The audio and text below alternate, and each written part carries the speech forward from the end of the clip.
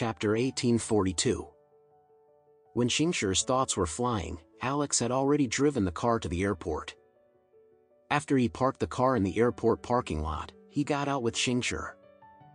Then, instead of leaving in a hurry, he bent down and put the car key on top of the front tire of the car. Xingshir asked in surprise, "Master, what are you doing?" Alex smiled and said, "I leave the key here for my friend, otherwise the key will have to follow me back to Japan." Xingshir asked suspiciously, "Can it get stolen this way?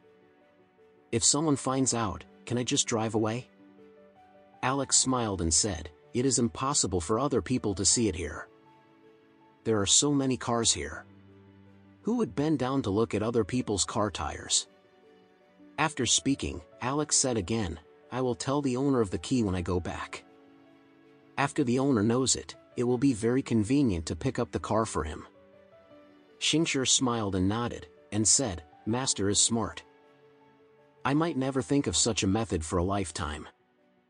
Alex smiled and said, "Actually, I mainly want to save some money, otherwise the mailing fee is quite high if I wait until I return to Japan and then send it to him."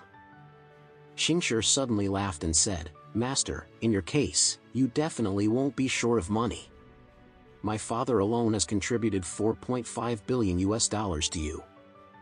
Your Pinnacle Pharmaceuticals is developing rapidly, so why save money so much?" Alex smiled slightly. "It's not saving money, it's about how to live a life. We won't save a point for what should be spent, and we won't waste a point for what shouldn't be spent." Xingshir nodded earnestly. "Thank you, Anderson, Xingshir is taught." Alex smiled and said, "I am not a good teacher, I just express my own little opinions, which are some very crude personal opinions." Xingshir said sincerely, "Although the reason is simple and obvious, I have never considered this. If I was in my previous status, it would not matter if I spent more money or wasted a bit, but now my father wants me to take over Ito Co., Ltd., in the future. I must change my previously unconceptual attitude towards money. Only like Master Anderson can I make the family business bigger and stronger." Seeing Xingshir's serious look, Alex smiled helplessly, and said, "I believe Ito Co., Ltd. will become stronger and stronger in your hands." Xingshir nodded gently. "Thank you, Master Anderson, for your blessing. I hope I can live up to expectations." Alex looked at her, smiled encouragingly, and then said, "Okay, time is almost up.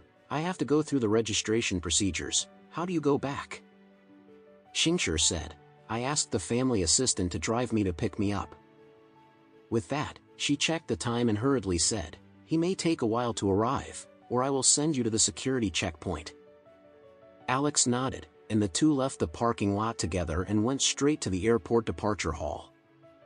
At this moment, a woman with a delicate face and delicate features, but with a bit of heroism and coldness, walked into the airport departure hall. This woman is about 175 centimeters tall and has slender legs. She was wearing a black tight leather jacket, black stretch leather pants, and black high-top leather boots. Her long black hair is tied into a bunch of ponytails and hung to her waist. This woman is beautiful and moving, but her face is icy. She stepped into the airport and went directly into the VIP security check channel. The male staff in charge of checking the boarding information turned his eyes straight when he looked at the woman. After the woman stood in front of him for a few seconds, he came back to his senses and said blushingly, "Miss, please show your ID and boarding pass." The woman handed over the certificate blankly, and the other side glanced at it. It read Suroli.